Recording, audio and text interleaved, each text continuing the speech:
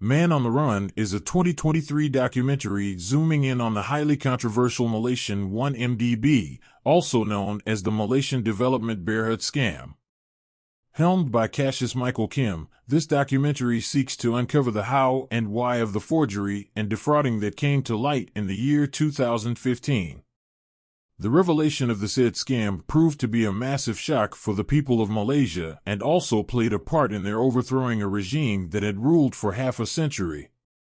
Man on the Run is the story of Joe Low, a man born with a silver spoon. Youngest of three brothers, Joe's family was one of the wealthiest in China and generally maintained a low profile. He completed his schooling at Harrow School in London, one of the most prestigious schools in the world.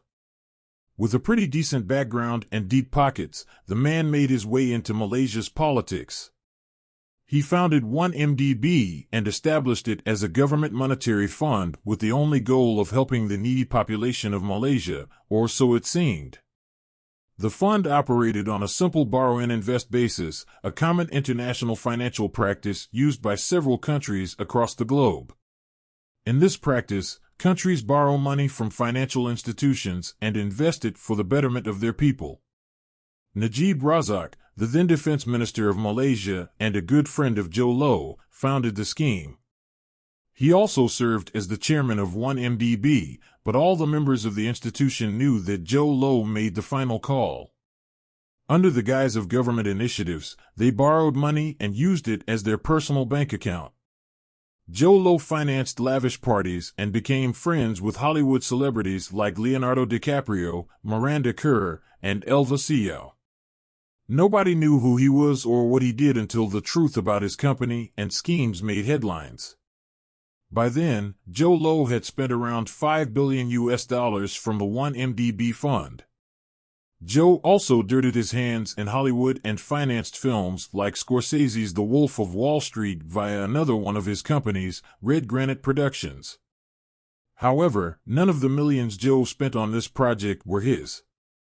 Currently labeled as a fugitive, Joe Low is being chased by several top government agencies worldwide. Rumor has it that Joe is currently living his best life on his lavish yacht at the North Pole.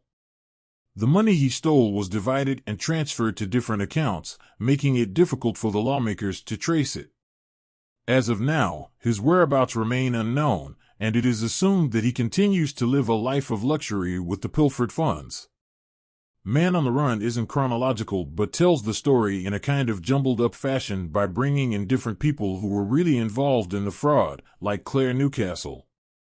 She's a journalist and whistleblower who drilled into the 1MDB scandal. Claire shares the whole story, taking us along with her as she figures out how the scam took place. We also hear from Xavier Andre Gusto in the documentary. He's the man who helped Claire out by giving her all the transaction receipts and papers she needed for her breaking news. At first, Xavier was doing it for the cash, but later, he said no to the money when he understood how serious the situation was. Xavier saw that a lot of people's lives depended on the information he was sharing, so he decided not to take any money for it. In the documentary, we also hear what the ex-Prime Minister, Najib Razak, thinks about the whole scam. It's kinda strange because most documentaries stick to one side of the story and don't bother with the other, but having Najib say didn't really clear things up. He just flat out says, "I didn't do it," and blames it all on Joe. Najib even claims that he didn't really know what he was signing, like, he was just scribbling his name without a clue. The camera work doesn't really play a big part, as from the looks of it, most of the interviews are shot with a regular tripod, just standing still. The animations, on the other hand, are neat, and they really deserve some extra credit. Plus, the narrations will keep you hooked the whole time, making everything interesting from the beginning to the end. The writing in the documentary is a bit all over the place since the interviews seem a bit rehearsed and not very natural. It feels like the pieces of the story are explained separately without really connecting the dots. This makes it a bit confusing and tough to keep up with. However, despite that, Man on the Run is still a great documentary. It does a fantastic job giving you a great rundown of the 1MDB scam, especially if you're starting from scratch and don't know much about it.